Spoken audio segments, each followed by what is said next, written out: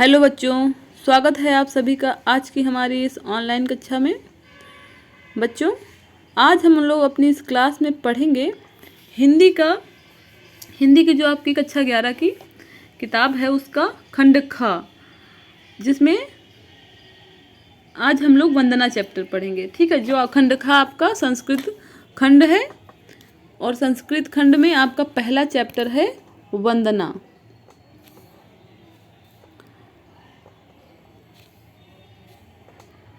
आज हम लोग वंदना के श्लोकों को पढ़ेंगे और उनका हिंदी अनुवाद जानेंगे।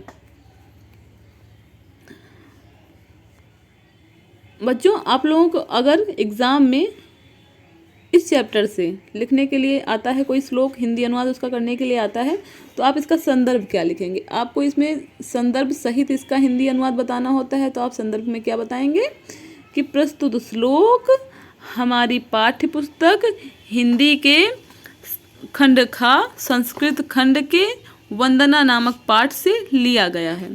ठीक है, इतना बताने के बाद आप इसका हिंदी अनुवाद लिखना शुरू करेंगे।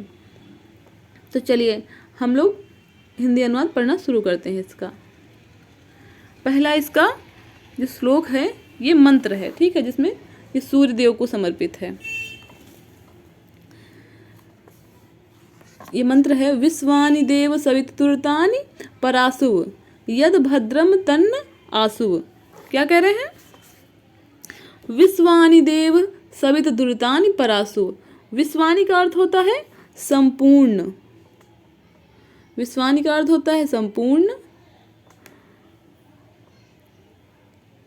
देव का अर्थ होता है देव। सवित मतलब सूर्य देव, सविता कहते हैं सूर्य देव को। तो ये सूर्य देव।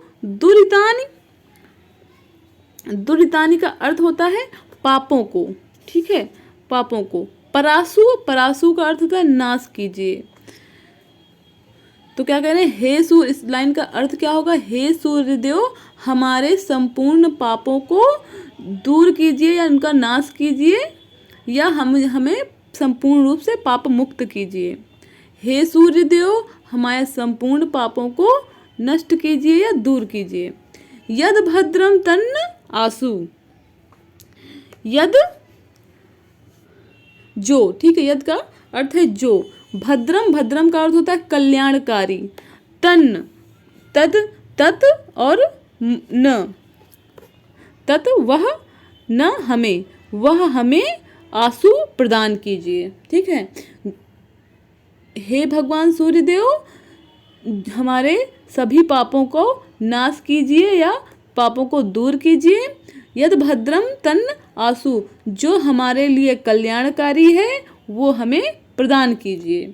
ठीक है, हे भगवान सूर्यदेव, हमारे सभी संपूर्ण पापों को दूर कीजिए और जो कल्याणकारी है हमारे लिए वो हमें प्रदान कीजिए। ठीक है, आप लोग इसका हिंदी अनुवाद ऐसे लिखेंगे। दूसरा श्लोक है, ईशावास्यमिदं सर्वं यत् किंच जगत्याम जगत तेन तक्तेन भुज्जी था माँ गृधा कस्य सुद धनम। क्या कह रहे हैं? ईशावास्यमिदं सर्वम। ईसा मीन्स ईश्वर, ठीक है, परमात्मा से। वास्यमिदं सर्वम, वास्यम इदम, इसको विच्छेद करेंगे तो वास्यम इदम निकल के आएगा। इदम का अर्थ होता है यह। वास्यम मतलब होता है व्याप्त है। ठीक है, सर्वम मतलब संपूर्ण। यत किंच जगत्याम जगत, यत किंच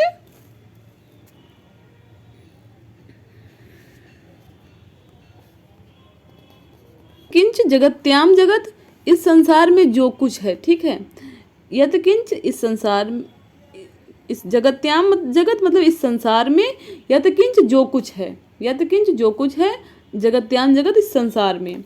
ईशावास्यमिदं सर्वम। ठीक है, इसको पीछे से पढ़ेंगे। इस संसार में जो कुछ है, इस संसार में जो कुछ है, यहाँ से पढ़ेंगे। इस संसार में जो कुछ भी है वो ईश्वर से व्याप्त है। इस संसार में जो कुछ है वो सब ईश्वर से व्याप्त है, यानी कि संसार में जितनी भी चीज़ें हैं सब में परमात्मा का निवास है। तेन तक तेन भुज्जी था माँ गृधा कस्व स्विद धनम। तेन तक तेन, तेन तक तेन मतलब उसका, त्यक तेन मतलब त्याग पूर्वक, भुज्जीता मतलब भोग करिए। ठीक है, तेन मतलब उसका, त्यक तेन मतलब त्याग पूर्वक, भुज्जीता मतलब भोग करिए। माहगृधा, मागृधा, मागृधा का अर्थ होता है लालच मत करिए, लालच मत करिए या लोभ मत करिए। कस्य स्विद धनम, कस्य स्विद मतलब किसका है, धनम मतलब धन।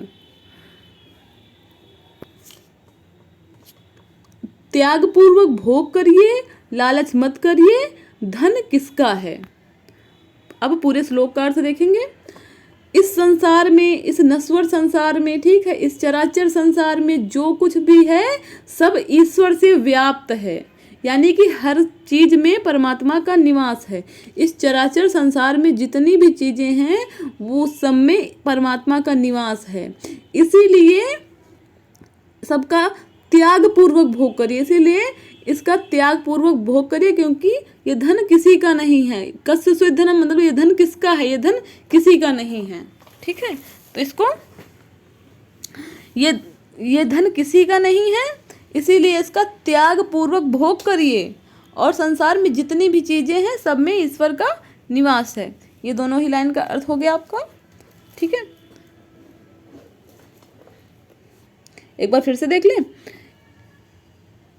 इस नश्वर संसार में, ठीक है, यहाँ से इस नश्वर संसार में जितनी भी चीजें हैं सब में ईश्वर का निवास है। यह धन किसका है, अर्थात यह धन किसी का नहीं है, इसीलिए इसका त्याग पूर्वक भोग करिए। चलिए बढ़ते हैं अगले श्लोक की ओर।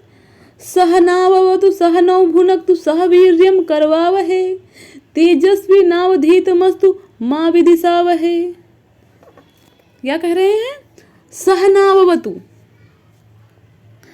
सह नावतु, सह का मतलब साथ साथ, सह का मतलब साथ साथ, ना अवतु, तो इसको नावत को अलग कर देंगे, नव प्लस अवतु, हम दोनों को। नव अवतु का अर्थ होता है हम दोनों को। नव अवतु मतलब रक्षा करें, ठीक है, नव का अर्थ है हम दोनों को, ओ अवतु मतलब रक्षा करें, साथ साथ हम दोनों की रक्षा करें। सहनव भुनक्तु, सहनव भुनक्तु क्या है, साथ साथ हम दोनों का, भुनक्तु मतलब पालना करें, पालन करें। सहवीर्यम करवावहे, साथ साथ हम दोनों क्या करें, पराक्रम, वीर्य मतलब पराक्रम, करवावहे करें। ठीक है, ये भगवान से प्रार्थना की जा रही है, हे भगवान आप हम दोनों पर, ठीक है, हम दोनों की साथ साथ रक्षा करें। सहनावत मतलब साथ साथ रक्षा करें। इसमें हम दोनों में कौन कौन है, गुरु और शिष्य मिलके ईश्वर से प्रार्थना कर रहे हैं। ठीक है, क्या कह रहे हैं, हे भगवान आप हम दोनों की, ठीक है, साथ साथ रक्षा करें, साथ साथ पालना करें। सहनो भुनक मतलब साथ साथ पालना करें। और सहवीर्यम करवा वहे, हम दोनों साथ साथ पराक्रम करें। तेजस्वी नावधीत मस्तु मां विदिशा वहे, तेजस्वी मतलब तेज युक्त हो, तेजस्वी मतलब तेज युक्त हो। नावधीत मस्तु मतलब हमारा अध्ययन, नावधीत मस्तु हम दोनों का जो अध्ययन है वो कैसा हो, तेज युक्त हो। मां विदिशा वहे, मां मतलब नहीं, विदिशा वहे मतलब विद्वेष, द्वेष, हम द्वेष ना करें। ठीक है, हम मतलब एक दूसरे से परस्पर द्वेष ना करें। हे भगवान हम लोगों की साथ साथ रक्षा करें, हम लोगों का साथ साथ पालन करें और हम लोग को साथ साथ पराक्रम करें। ठीक है, हमारा जो अध्ययन है वो तेज युक्त हो और हम आपस में एक दूसरे से द्वेष ना करें। ये आपके संपूर्ण श्लोक का हिंदी अनुवाद है। ठीक है, आप लोगों को समझ में आ रहा है ना? आप लोगों को अगर समझ में आ रहा है तो आप लोग कमेंट बॉक्स में कमेंट करके बताइए कि हाँ आपको समझ में आ गया है। अगर आपको कहीं दिक्कत आ रही है तो आप उसको भी कमेंट करके बताइए कि हाँ यहाँ पे हमको दिक्कत आ रही है, इसको मैम फिर से बता दीजिए, तो हम उसको फिर से बता देंगे। ठीक है, आप लोग पढ़ाई करिए, तैयारी करिए, हम आपके साथ हैं। आपको जहाँ भी कोई दिक्कत आएगी आप हमसे कमेंट बॉक्स में कमेंट करिए और पूछिए, हम उसको सॉल्व करने की कोशिश करेंगे। ठीक है, उत्तिष्ठ, अगला श्लोक है, उत्तिष्ठ जागृत प्राप्य वरान्य बोधत। उत्तिष्ठ मतलब उठो, जागृत मतलब जागो, वरान इसमें क्या कहते हैं, प्राप्य प्राप्त करो, वरान्य श्रेष्ठ, बोधत ज्ञान को। ठीक है, क्या कह रहे हैं, पूरे कंप्लीट श्लोक का अर्थ देखेंगे। इसमें जगाया जा रहा है, ठीक है, जो चिर निद्रा में सोए हुए मनुष्य हैं, जो मतलब जिनको फिक्र ही नहीं है किसी चीज की, उनसे कहा जा रहा है कि उठो, जागो, प्राप्त करो वरान्य बोधत, यानी कि वरान्य मतलब श्रेष्ठ लोगों का ज्ञान, बोधत मतलब ज्ञान प्राप्त करो। ठीक है, श्रेष्ठ लोगों से ज्ञान प्राप्त करो।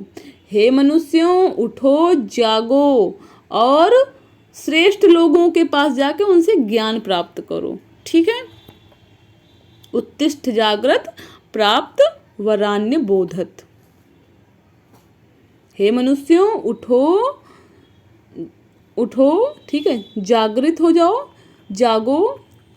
इसमें उठने का मतलब क्या है, परिश्रम करना, मेहनत करना।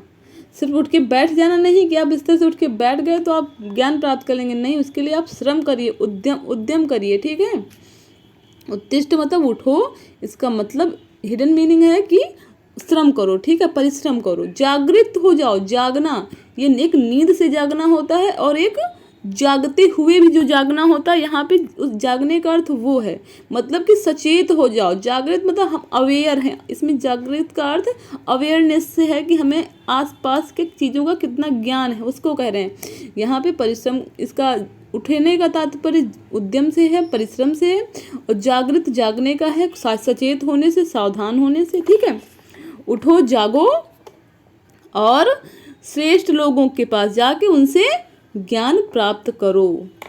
ठीक है, यतो, अगला श्लोक है, यतो यथा समीहसे ततो नो अभयम कुरु सन्नः कुरु प्रजाभ्यो अभयम नः पशुभ्यः। क्या कह रहे हैं, यतो यथा समीहसे, यतो यथा मतलब जहां जहां से, यतो यथा का अर्थ होता है जहां जहां से या फिर जिस से। ठीक है, यतो यथा जहां जहां से, जिस से, समीह से, समीह से मतलब चाहते हो, ततो, ततो मतलब वहां से, ठीक है, या उससे, वहां से या उससे। नो अभयम कुरु, हमें, ठीक है, हमें, नो मतलब हमें, अभयम अभय, कुरु करो। क्या कह रहे हैं, जहां जहां से, जिस से चाहते हो, उससे। ठीक है, जहां जहां से, यतो यथा जहां जहां से, जिस से, समीह से चाहते हो, ततो नो उससे हमें, अभयम कुरु अभय करो, सन्नः कुरु प्रजाभ्यो अभयम, सन्नः इसमें अलग करेंगे, सम प्लस, ये सम प्लस ना अलग हो जाएगा। सम का अर्थ होता है कल्याण, ना का अर्थ होता है हमारा। ठीक है, कुरु मतलब करो, प्रजाभ्यो अभयम मतलब प्रजा क्या होती है, प्रजा जो जनता होती है, आम जनता। ठीक है, तो यहाँ वो प्रजा होती है, तो प्रजा का अर्थ हो जाएगा जो संतान, या जो राजा की प्रजा जो है वो उसकी संतान की तरह होती है। ठीक है, तो प्रजा को न पशुभ्य, और ठीक है, और पशुओं को भी, प्रजा को भी और पशुओं को भी क्या करना है, कल्याण करना है। ठीक है, कल्याण करो। अब इसका कंप्लीट अर्थ देखेंगे। हे भगवान, इसमें भी प्रार्थना की जा रही है। ठीक है, वंदना है तो इसमें वंदना ही की जा रही है।